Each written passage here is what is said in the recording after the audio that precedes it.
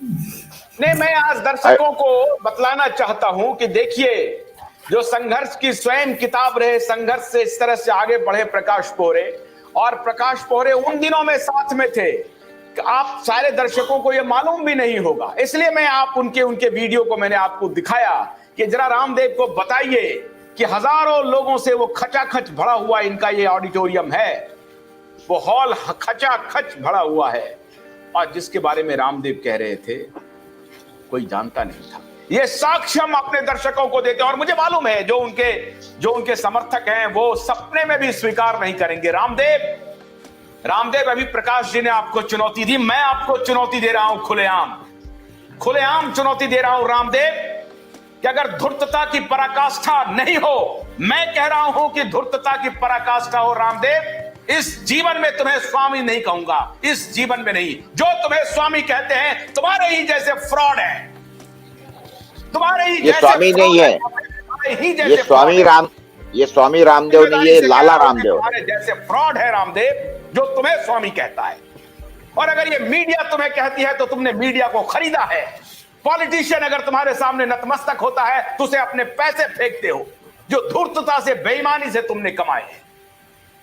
रामदेव, इस लड़ाई को हम आखिरी सांस तक लड़ेंगे, ध्यान रखना।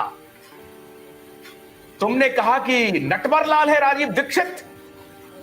विजेंद्र जी, अब जरा ज्ञान का पिटारा खोलिए ज्ञान का पिटारा। विजेंद्र जी, आपने 4 साल, 5 साल, 6 साल, कितने वर्ष वर्धा में गुजारे हैं सेवाश्रम में, जरा बताइए दर्शकों को। और ये सिर्फ बताएंगे नहीं विजेंद्र जी, ये राजीव दीक्षित को जीते हैं, लेटर एंड स्पिरिट में जीते हैं विजेंद्र, जीते हैं वीरेंद्र जी, पूरी तरह से वही फॉलो करते हैं, वैसी ही दिनचर्या। मैंने एक बार इनको देखा धोती कुर्ते में, मैंने जब इनको धोती कुर्ते में देखा तो मैं इतना भावुक हो गया। मैंने कहा कि देखिए किस प्रकार से भारतीय संस्कृति को ये आगे बढ़ा रहे हैं वीरेंद्र भाई। तो आज वीरेंद्र भाई दर्शकों को बताइए, मैं तो सैल्यूट करता ही हूं आपको, बहुत देश के आपको पूरा देश जानता है।